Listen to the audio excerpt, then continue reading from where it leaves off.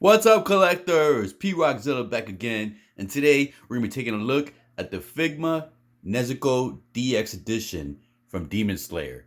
So this is the last of my main three that came out so far from the Figma line from the Demon Slayer anime series, and this one was supposed to come before 10-0, so I'm not sure why she came a little later, but she's here, so I'm happy to have her. Finally, have the trio in my Figma line. I do have the trio 2 in my Buzzmon Aniplex line too. I gotta do the reviews for Nezuko and the other guy for my Buzzline line. So I'm gonna get that review up there pretty soon. For everybody out there who's a Demon Slayer fan, like me, I went to this anime slow. I enjoyed it, and then towards the end, I started loving it. The movie was awesome. I'm looking forward to season 2. I still gotta watch season 2. Love this character. Feel bad for her at first. Love the artifacts that they have in the anime. So I had to get these, and plus, my family kind of likes this anime too now. So it's this is kind of like a family figure now. So I'm hoping you guys are excited for this, as I am. So let's get this review started. Dale.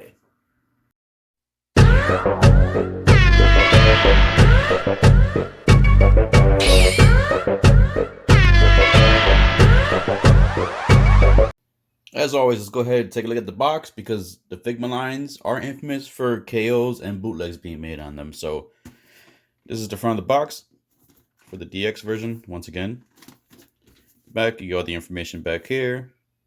Pictures of Nezuko. Bar on the bottom, picture here. Figma. And then when you slide the slipcover off, this is what you have in the inside of the slipcover. So you actually see the figure right there. All the accessories. Another picture of her in the demon mode. All the accessories that comes in the box. And all the different poses you can have her in. More information on there. Another picture. There's a picture of her kicking. And there we go. Alright, so let's get Nezuko out the box. So once we get the figure out the package, this is what you agree with. Just get the box out the way. And remove the first clamshell cover. And here you go. Here you have, I took some out. I took some of the plastic off. She was like basically covered in plastic. From the elbows, waist, all over, she had plastic, like a plastic mummy. So I took everything off already except for the plastic around the hair. As you can see here, you got the figure, some of the accessories, the backpack. Then right below here, you have more of the hand sculpts, the base stand, and a little special effect for the base and stand. All right, so we'll go ahead and get her and all the accessories displayed out so we can see her in better detail. There's Nezuko laid out with all her accessories. So let's go ahead and take a look at everything that came in the package. And of course, let's start the figure first. Now this is, like I always said before, when it comes to Figma, they do an awesome job when it comes to the animes. Their figures for the animes are usually on point and very accurate to the cartoon, or I'm sorry, the anime. As you can see here, we have Nezuko with the pink little eyes. And just like with the other anime lines too, like most of their anime figures don't have like the eyebrows like sculpted on there. It's usually just painted on there. So we can see Nezuko right there. We can see her hair. Let me just see one thing real quick. If I could bring my brightness up just a little bit more. There we go. A little more detail there. So you can see the hair, the style that she has with the red, orange tips at the end of her hair. Bow. So everything looks identical to what you would see in the anime. Now I did see one issue right there, one QC issue. If you look real close on my feet or socks, or you want to call these, see this one right here on the left? There is some paint chipped right there on the top of the sandals and at the toes. So one little minor gripe I have with QC issue. I could probably touch that up with some paint. Just put a little bit white there. I got some Gundam paint I could probably use. Alright, so there's Nezuko. So let's go ahead and look at the articulation. So the back of her hair does articulate at this point right here. So you can see 2 points of articulation. Is that all attached? Yeah, it is all attached. Oh, that was separate. So this part is a soft plastic. So it's malleable, and this is the hard plastic right here. So you can put the hair back, and there's an important articulation right there.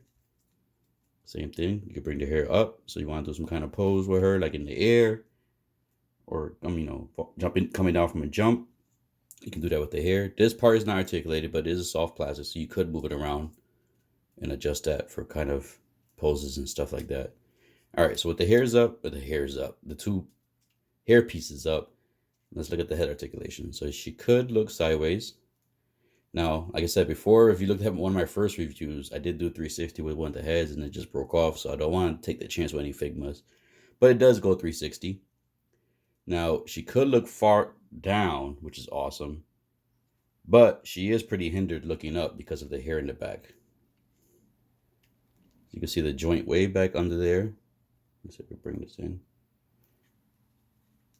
So there we go. So she could look up pretty decent. I mean, not too much, but like I said, a little bit hindered.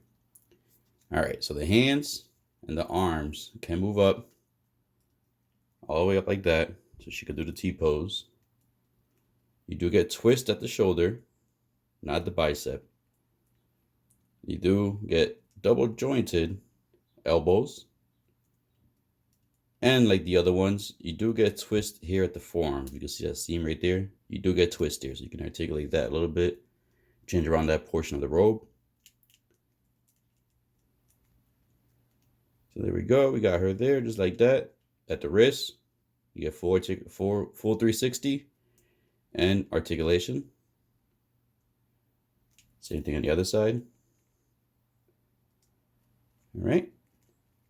And then at the waist, she does get a little bit articulation on the top portion. As you can see, moves a little bit. But most of it, see, there it goes. This little piece is a sliding piece, so it kind of just floats there. So you could get good waist articulation where she could almost go 360. The ab crunch, she can look down pretty good. And not much far back, kind of just that. That's as far as she can go. If you hear motorcycles in the background, I apologize. It's a nice spring day here in the East Coast, so I have my window open to enjoy fresh air and enjoy the sounds of the birds. So if you see him, oh, here goes the motorcycle, as you can hear right now. So I apologize about that. All right, so we'll keep going with the review. If you go down to the legs, she can move the lower portion. Now you're gonna be hindered because of the skirt here, the dress portion right here. Now that looks weird down there. Look at that.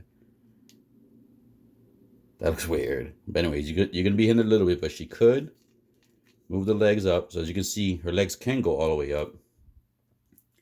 You probably have to swap it out with these right here. These are more the dynamic bottom portion of the robes and will give you more articulation. So her legs do go all the way up. She gets double, well, not too much double jointed knees, but she gets pretty good bend with the knees. The toes can go up that much and go down about that much. You do have toe articulation also, as you can see there. So the toes do bend a good amount for nice dynamic posing. All right, let's put the legs back down. Oh, the little culo. All right, there we go.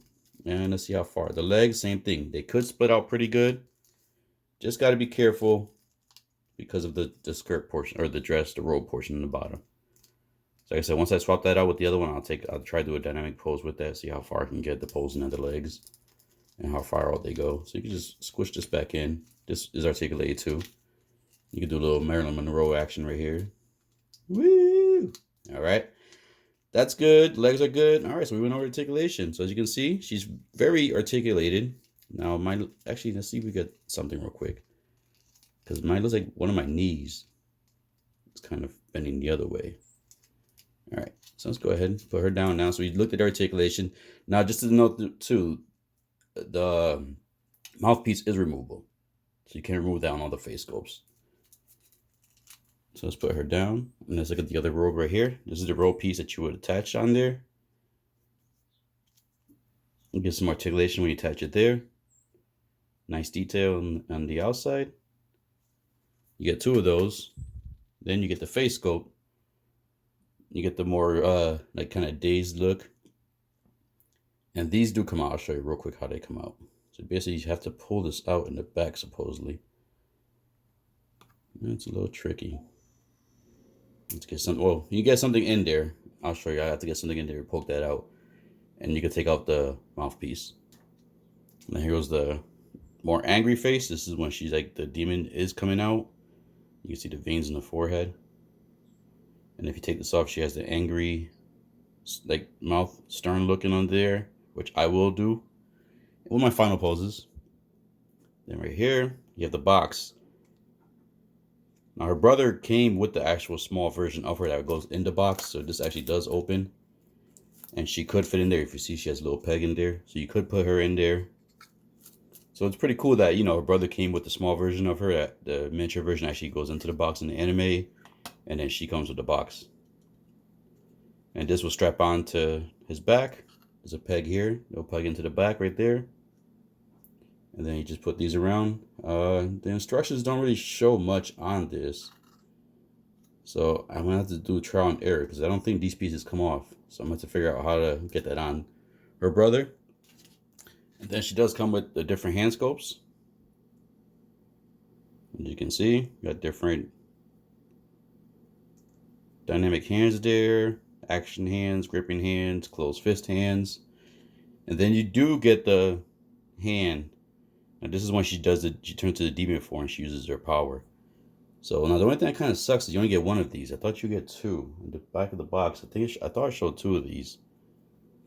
But you only get one, which is basically this hand here just painted. So you're going to have her pose with just one hand like that. I don't know why they gave her just one, but it is what it is. And then she has this little weird, this is when she's kind of like in a dazed out mode. And this is a piece that comes with this attachment right here. And you would just basically plug this into here. You just squeeze that in there. You just plug that into there. That attaches there. And then you attach this portion right here onto the stand for the base. So I will have her pose with that also, so you guys will see that. And of course, she comes with the typical Figma base and the stand. And last but not least, the Figma bags. This is where basically you would put all your accessories in here if you don't want to keep them in the box in storage. Now in the box, she actually did come with another peg, a spare peg for the hands, and an adapter for the stand. I didn't take them out because I'm probably not going to use them. So, all right. So now we took a look at Nezuko with all her accessories. Let's go ahead and get some size comparison started.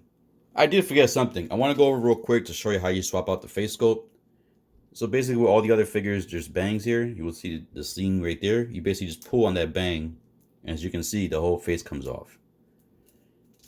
So then once you do that, you basically slide the face or the bang portion. See? So when you pull this out right here, this will show you real quick as I was doing this. This is how you take off the mouthpiece right here. So if you want to have her pose without the mouthpiece. Now, if you didn't watch the anime, this is basically something she bites on to helps her prevent her from turning into the demon form. So you would normally have that on her whenever she's not in demon form. Obviously, in demon form, you could take that off of her because she's laying loose. But anyways, let's go ahead and take these bangs off. So you basically, there you go, just slide it down. It actually pegs, this one's different. Normally the other ones peg into the front, like the Dragon Ball ones, but this one actually slides in. So just take this off right here. And then you take the other one, there's a peg right there in the top. Peg in here. And just slide it right in. Boom. Make sure it's flush. There we go. You'll feel like a little clip sound or clip when it's flush. And then you just basically attach it back to the head. And just make sure it's flush so you don't see those seam lines. And there you go. So now we have Nezuko with the face swap. Alright, let's get to the size comparison now. There's Nezuko standing there in her shy little special effect. I was able to add that to the base. It was pretty simple. One thing to know is that plastic piece with the little stars on there, there's actually a clear film on there. So I didn't know that when I was basically putting it on. I noticed that the film was basically peeling off. So I was like, oh no, what's this? So I thought I kind of broke something, but I didn't. So just remember, just know there's a clear film on there that you should probably take off before you use the display, so that the plastic could be a little bit more clear. But I'm not sure if I'm going to keep this in my final display. So I'm just going to keep the plastic on there just to kind of keep it new. All right, so let's go ahead and get a size comparison. Now I did bring in, bringing in all females. I'm bringing in females from 3 different lines. So first, let's stick to the line that Nezuko's from, and let's do. This is the Figma Casca from Berserk. One of my favorite characters. So there we have Casca next to Nezuko. So we get a good size comparison. And then let's go ahead and bring in Bulma. This is the SH Figure Arts Dragon Ball figure. And there we have Bulma. So you get an idea of how big Bulma is compared to Nezuko. And last but not least, let's go ahead and bring in a Mezco. And this is going to be the Mezco Hella. Like I said, I want to keep it all females up in here. It's ladies' night. Dun, dun, dun, dun, dun. I don't know the rest of the song. But anyways, there we go. This is a good size comparison with all the figures. And you can see how Nezuko would fit in your collection and in your display. That sounded kind of robotic right there. So let's go ahead and get the final thoughts and final poses started. There's Nezuko in a dynamic pose. Now I used the base because unfortunately I was trying to get her dynamically posed something like this without the base, but the hair on the back end of her is a little too heavy. So when you try to pose her without the stand, she kind of leans back because of the weight of the hair. So I had to use a stand in order to get this pose accomplished. And the roll pieces on the side were kind of a little pain in the butt to replace. The peg keeps moving as you're trying to push it in. I'm not sure if you can tell, but if you look at the girdle thing that kind of goes around her waist, as you can see, it's kind of spread open more in the bottom. You can actually see the split where the plastic is at because of when you swap out to these roll pieces, it kind of expands that soft plastic a little bit more. So it kind of looks a little funny at first. And another thing is, with her being up in the air like this and wearing the accessory piece that has the robe flaps open, you can kind of see the joint in between the legs a little bit more as it comes around here. You can kind of see right there where it's kind of, the way they made that joint underneath, it looks ugly, but it's fully functional and works perfectly for this figure. Just unfortunately when you have her wearing this portion of the robes, and if you have her in the air, you can kind of see the joint underneath. I'm pretty sure I can finagle that a little bit better and kind of get her posed a little bit more better and kind of hide that piece, and obviously swap out the robe pieces. That's definitely going to hide it also. But I figure, I'd show you guys the good and the bad with every review that I try to do, and show you guys what issues I have with the figure, just to give you kind of give you a heads up that you may have the same issue, or just something you keep an eye on to kind of, work around next time. Or if you find a better way of doing it, please always come back to my videos, leave me a comment, and let me know how you accomplished the pose or whatever you did to kind of keep all the joints hidden. But this is what I did for now for the review. I'm pretty sure I could do something better with more time, but I want to keep the review as short as possible. So I was able to get her in this dynamic pose, and she does pose very good. Everything poses like from her arm, legs, knees, ankles, wrists. Everything is fluid, posed perfectly. The only thing is, like I said, it's just that little girdle piece around the waist, and then the open robe portions are a little bit pain in the butt, a little bit more of a not as visually appealing. But this figure is awesome. I like the figure so far. I don't know how far I'm gonna go into this Figma line for the Demon Slayer, because I kind of like the Buzz mods a little more.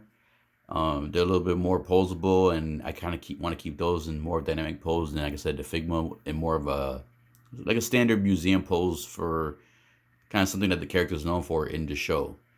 So this character here, I'm gonna keep the Buzzmod one in the demon pose, and then my Figma one, I'm gonna keep her probably in the next pose coming up right about now. And there's Nezuko along with her brother and the scaredy cat guy. I had to keep that guy posed like that. That guy, he's still, even now when I see it, I still get annoyed. But anyways, here's my trio of the Figma figures from Demon Slayer that have been released already.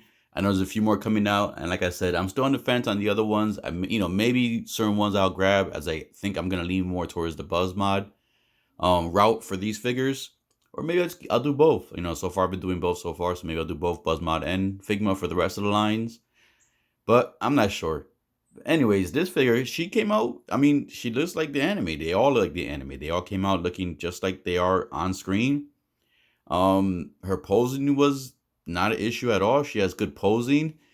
Swapping out the robe portions could be a little pain. Some of the waist joint is very very articulated, so it could kind of have an issue sometimes. Like for instance, for me, when I kind of fixed the legs and on the waist, for some reason one leg was longer than the other. So when I was trying to stand her, she was misbalanced.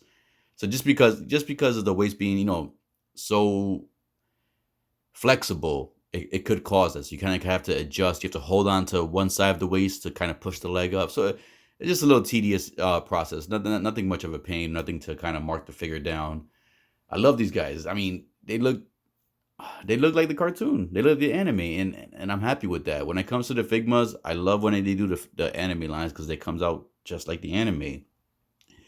Nothing is like usually off or nothing is kind of changed drastically. I haven't fully reviewed the Buzzmod ones yet. I still have two more to do, so I'm gonna do a good comparison on both to see which one is more anime accurate. But I'm enjoying this. As you can see, I actually added two. The box, that box is what came with her brother there. I'm sorry, I'm forgetting the names right now. They always have these tough names to say. Tanjiro, I know, is her brother, and I keep forgetting the name of the scaredy cat guy over there, electricity dude. But Tanjiro came with, like I said, he came with the small Nezuko that's in the box right there, and then Nezuko came with the actual box. So it's pretty cool, kind of like a build-a-figure type thing that Figma did, kind of making you have to buy both characters in order to get the full amount of accessories to go with the characters. It depends how you feel about that as a collector, but I don't mind as much as I was planning to get both. That's the brother and sister. I was planning to get these no matter what. Two main characters right there, and this is what the story is kind of based around them two right there. So I knew I was gonna get them two. So I'm not upset with that. I'm happy that the fact that they did give us the option to have the box and the smaller version of her inside the box right there. So it looks good to me. I'm happy I got these three right here. More likely I might get the other ones. No regrets. I love the anime. Love the movie. Need to finish season 2. I'm enjoying these figures. They're fully posable. Just a little QC issue I had Tanjiro when the head kind of broke off during the review. But other than that, no other issues with the other ones. And they are fully posable figures that you can kind of get to almost any pose you see in the anime that's done by the characters. You could kind of more likely get them done on the actual figures too, which is a big plus for me because I love the posing. These smaller scale figures should not be in museum poses, at least in my opinion. They should not be in museum poses. These figures are meant to be articulated and to be posed dynamically. That's why you have no soft goods to damage. It's all plastic, so your mind can wander freely with these type of figures. So as always, people, is it a pickup? It's up to you. If you like the Figma line and if you like Demon Slayer, then I would say yes, at least pick up Nezuko and Tanjiro, the brother and sister combo. It's not a must, but like I said, if you love the anime and you love Figma or you enjoy Figma, then these would be a good pickup. If not, you have the Buzzmod option. They're a little more soft goods mixed with regular plastic, and they are a little more pricier. Depends where you get them from compared to the Figmas. All right, people. So I hope you enjoyed the review. As always, please hit the like, subscribe button.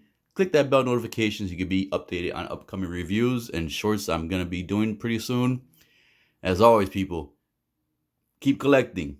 Be good. Stay safe. Dale.